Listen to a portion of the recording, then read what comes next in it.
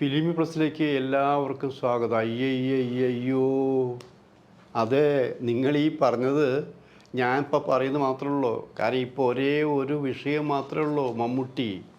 മമ്മൂട്ടിക്കെതിരെ മമ്മൂട്ടിയെ തകർക്കാൻ ശ്രമിക്കുന്നു, മമ്മൂട്ടിയെ ടർബോ തകർക്കാൻ ശ്രമിക്കുന്നു, മമ്മൂട്ടിയെ എന്തൊക്കെയാണ് പറഞ്ഞു കൂട്ടും. നമ്മൾ പറയുമ്പോൾ നമ്മൾ അതിനെ കൊണ്ട് പ്രോത്സാഹിപ്പിക്കാമെന്ന് വിചാരിക്കുക. അല്ല, മമ്മൂട്ടി ഒരു മോശക്കാരനാണ്. ആ രീതിയിലാണ് ഇപ്പോൾ മഴ പെയ്യുന്നത് പോലെയാണ് മമ്മൂട്ടിക്കെതിരായിട്ട് ഇവിടെ സംഭവിച്ചു കൊണ്ടിരിക്കുന്നത്. ആരാണിത് ചെയ്യുന്നത്? ചോദിച്ചാൽ ആരും മറുപടി പറയില്ല. മമ്മൂട്ടിയോട് ചോദിച്ചാൽ പറയില്ല, മമ്മൂട്ടിയുമായി അടുപ്പമുള്ളവരോട് ചോദിച്ചാൽ പറയില്ല, ആരും പറയുന്നില്ല. കാരണം ഒരു തരം ഭയം ഇതിൽ പിടികൂടിയിട്ടുണ്ട്. ഇതിൻ്റെ അഭിപ്രായം പറഞ്ഞാൽ തനിക്ക് ദോഷം വരും. അത് ഏതു രീതിയിലുള്ള ഭയം? ആരെയാണ് ഇവരൊക്കെ പേടിക്കുന്നത്? അത്രമാത്രം പേടിക്കാൻ തക്കം ശക്തനായ ഒരാൾ ഇന്ത്യക്ക് പുറത്ത് ജീവിച്ചിരിക്കുന്നുണ്ടെന്ന് ആലോചിക്കണം. ആ ഇന്ത്യക്ക് പുറത്ത് ജീവിച്ചിരിക്കുന്ന ഒരാളെ ഈ കേരളത്തിലുള്ള പ്രമുഖ പാർട്ടികളുടെ അടക്കം നേതാക്കന്മാർ ഭയപ്പെടുന്നത് എന്തിന്? ആ ഭയപ്പാടിൻ്റെ വെളിച്ചത്തിലുണ്ടായതല്ലേ ഈ മമ്മൂട്ടി സംഭവ വികാസം, മമ്മൂട്ടി ബലിയാടായിക്കൊണ്ടിരിക്കുന്നത്? ഇതാണ് ഇപ്പോൾ ചർച്ച ചെയ്യപ്പെടുന്നത്, ഞാനല്ല.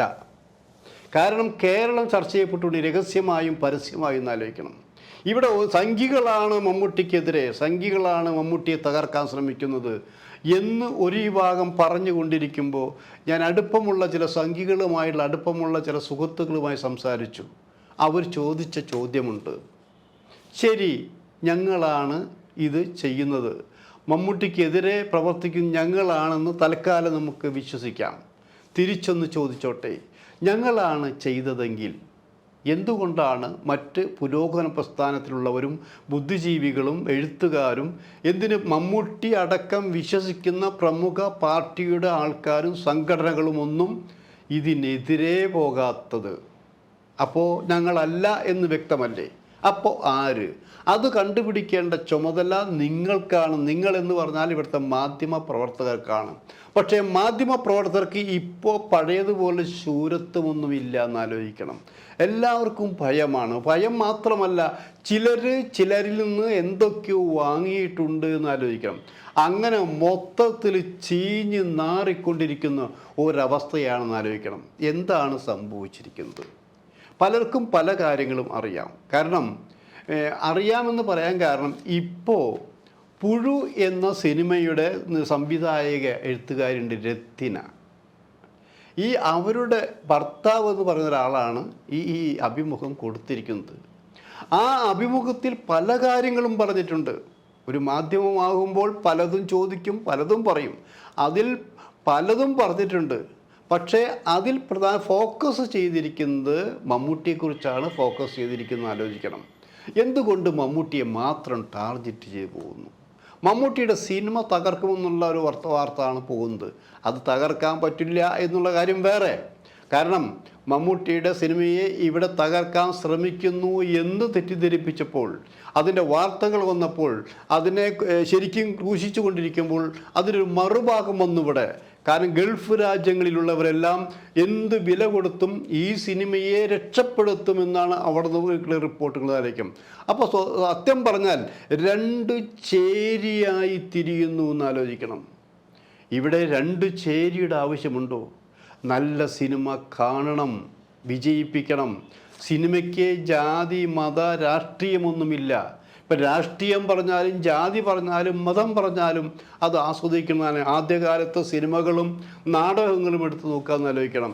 ഇവിടെ സത്യം പറഞ്ഞാൽ ഇവിടെ നാടകങ്ങളിലൂടെ ക്രിസ്ത്യൻ സമുദായത്തെയും അച്ഛന്മാരെയും അവരെ എല്ലാവരും നിശ്ചിതമായി വിമർശിച്ചുകൊണ്ട് പൊൻകുന്നം വർക്കി എന്ന എഴുത്തുകാരൻ എഴുതിയതുപോലെ മറ്റാരും കൂടെ ചെയ്തിട്ടില്ല. അന്നും ബഹളങ്ങളൊന്നും ഉണ്ടായിട്ടില്ല. അന്നും ആ നാടകങ്ങൾ കാണാൻ ജനം തടിച്ചുകൂടിയിരുന്നു, ആസ്വദിച്ചിരുന്നു ആലോചിക്കണം. രാഷ്ട്രീയ സിനിമകൾ ഉണ്ടായിട്ടുണ്ട്, രാഷ്ട്രീയപരമായ കുറ്റപ്പെടുത്തൽ ഉണ്ടായിട്ടുണ്ടെങ്കിലും അതും ആസ്വദിച്ചിരുന്നു, കൈയടിച്ചിരുന്നു ആലോചിക്കണം. അത് കലാസൃഷ്ടി എന്ന രീതിയിൽ അതിനെ വെറുതെ വിടുക, അതല്ലേ വേണ്ടത്. അതിൽ നിങ്ങൾക്ക് തിരുത്താൻ എന്തെങ്കിലും ഉണ്ടെങ്കിൽ അത് തിരുത്തുക എന്നുള്ളതാണ്. ആ അവസ്ഥയാണോ ഇപ്പോൾ ഈ ടർബോയ്ക്ക് വന്നിട്ടുള്ളത്?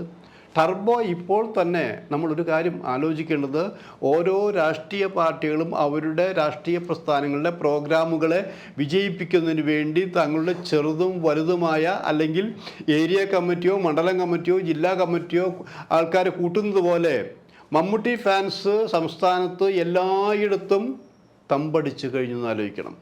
തമ്പടിച്ചു കഴിഞ്ഞാൽ എന്താ, എല്ലാവരും വിളിച്ചുകൂട്ടി യുദ്ധകാലാടിസ്ഥാനത്തിൽ ഈ സിനിമയെ വിജയിപ്പിക്കുന്നതിനുള്ള വർക്കുകൾ തുടങ്ങിക്കഴിഞ്ഞു എന്ന് ആലോചിക്കണം. അതിൻ്റെ അർത്ഥം എന്താണ് പറഞ്ഞത്? നിങ്ങൾ കൊല്ലാൻ ശ്രമിക്കുമ്പോൾ കൊല്ലപ്പെടാതിരിക്കാൻ ഞാൻ ശ്രമിക്കണ്ടേ? ഈ സിനിമയെ തകർക്കുമ്പോൾ ഈ സിനിമ വിജയിപ്പിക്കേണ്ടത് ആവശ്യമാണെന്ന് ആലോചിക്കണം. കാരണം സിനിമ കാണാൻ തിയേറ്ററിലേക്ക് ജനം പോകണം.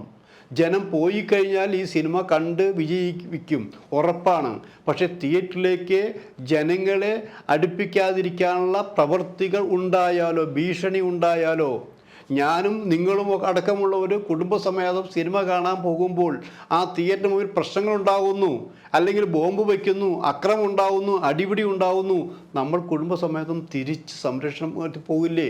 ആ ഒരവസ്ഥയിലേക്ക് നീങ്ങാൻ പോകുന്ന റിപ്പോർട്ടും വേറെയുണ്ടെന്ന് ആലോചിക്കണം. ഇവിടെ ഇൻ്റലിജൻസ് വിഭാഗത്തിന് കിട്ടിയ റിപ്പോർട്ടുകൾ എന്തൊക്കെയാണെന്ന് നമുക്കറിയില്ല. അവരൊരു ഭാഗത്തു കൂടി അന്വേഷിച്ചു കൊണ്ടിരിക്കുന്ന ആലോചിക്കണം. പിന്നെ പറഞ്ഞു കേൾക്കുന്നത് എന്താ? പിന്നെ പറഞ്ഞു കേൾക്കുന്നത് മമ്മൂട്ടിയെ തകർക്കലല്ല, സിനിമയെ തകർക്കലാണെന്നാണ് പറയുന്നത്. അത് രണ്ടും ഇത് സിനിമയല്ല, മമ്മൂട്ടി തന്നെയാണെന്ന് ആലോചിക്കണം. ഇതിന് ഇവിടെ പറഞ്ഞു കേൾക്കുന്ന ചില കാര്യങ്ങൾ സാമ്പത്തികമായിട്ടുള്ള ചില പ്രശ്നങ്ങൾ പറഞ്ഞു കേൾക്കുന്നുണ്ടെന്ന് ആലോചിക്കണം. ഈ സാമ്പത്തികമായ പ്രശ്നങ്ങൾ വെച്ചാൽ ഇവിടെ വൻകിട ചെറുതും വലുതുമായ രാഷ്ട്രീയ പാർട്ടികൾ അവരുടെ നേതാക്കന്മാർ വിദേശ രാജ്യങ്ങളിൽ ചെല്ലുമ്പോൾ അവിടെ എല്ലാം സുഹൃത്തുക്കളുണ്ടായിരിക്കും. സുഹൃത്തു എന്ന് പറഞ്ഞാൽ ചിലപ്പോൾ ഒന്നോ രണ്ടോ പേരായിരിക്കാം. അവർക്ക് രാഷ്ട്രീയം ഉണ്ടാവണമെന്നില്ല, അവർ വിശ്വസ്തരായിരിക്കും. അവർ വിശ്വസിച്ചായിരിക്കും നമ്മൾ ബാങ്കിൽ പണം നിക്ഷേപിക്കുന്ന പോലെ അവർ വിശ്വസിച്ചായിരിക്കും ചില കച്ചവടങ്ങളിൽ ഏർപ്പെടുന്നത്. ഈ കച്ചവടങ്ങളിൽ ഏർപ്പെടുമ്പോൾ അത് പിന്നീട് നമുക്ക് ഊരാക്കുരുക്കായി വരും. അങ്ങനെ ചില കുരുക്കുകൾ പല രാഷ്ട്രീയ നേതാക്കന്മാർക്കും സിനിമയുമായി ബന്ധപ്പെടും കുരുക്ക് വീണിരിക്കുന്നു എന്ന് റിപ്പോർട്ടുമുണ്ടെന്ന് ആലോചിക്കണം. അവിടെയുള്ളവർക്ക്, വിദേശത്തുള്ളവർക്ക് ഏതു കാര്യവും, ഏത് ഗവൺമെൻറ് വന്നാലും ഏത് കാര്യവും നിസ്സാരമായി പരിഹരിക്കാൻ കഴിവുള്ളവരാണ് അവരെന്ന് ആലോചിക്കണം. അങ്ങനെയുള്ളവരുടെ കുറേ പേരുകളാണ് ഇപ്പോൾ നിറഞ്ഞിരിക്കുന്നതായിരിക്കും. പക്ഷെ നമ്മൾ ആലോചിക്കുമ്പോൾ ഇതെല്ലാം മമ്മൂട്ടിയെ ഒറ്റപ്പെടുത്താനും മമ്മൂട്ടിയെ സിനിമ തകർക്കാനും ശ്രമിക്കുമ്പോൾ നമ്മൾ ഇതും കൂടി പറയണ്ടേ, അന്വേഷിക്കണ്ടേ?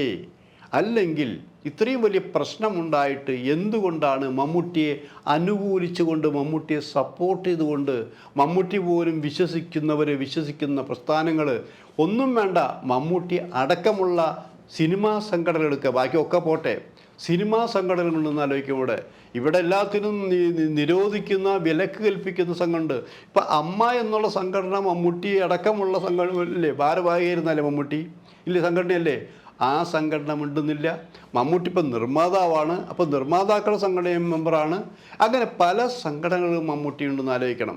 മമ്മൂട്ടി കൈരളിയുടെ ചെയർമാനും കൂടിയാണെന്ന് ആലോചിക്കണം. അവിടെയും അവർ നിശബ്ദരാണെന്നല്ലോ. എന്തുകൊണ്ട്? ഇതൊക്കെയാണ് നമ്മൾ ചർച്ച ചെയ്യപ്പെടേണ്ടത്, ഇതൊക്കെയാണ് നമ്മൾ അന്വേഷിക്കേണ്ടത് ആലോചിക്കണം.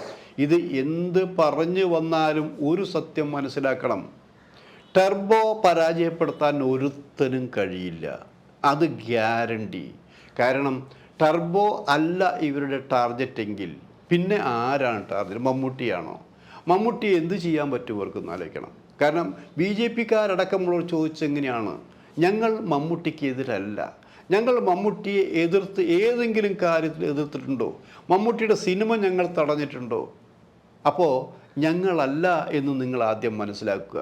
നിങ്ങൾ മാധ്യമപ്രവർത്തകർ കണ്ടെത്താൻ ശ്രമിക്കൂ. ഞങ്ങൾ ആരുടെയും പേര് പറയുന്നില്ല, എന്നാൽ പലരുടെയും പേര് ഞങ്ങൾക്കറിയാം. പേര് പറയുന്നത് ഇതൊരു വലിയ സംഭവമായിട്ട് ഞങ്ങൾ കരുതുന്നില്ല. പക്ഷെ ഒരു കാര്യം മാത്രം പറയാം, മമ്മൂട്ടിയെ വർഗീയവാദി എന്ന് വിളിക്കുന്നത് ഞങ്ങളല്ല, പിന്നെ ആര്?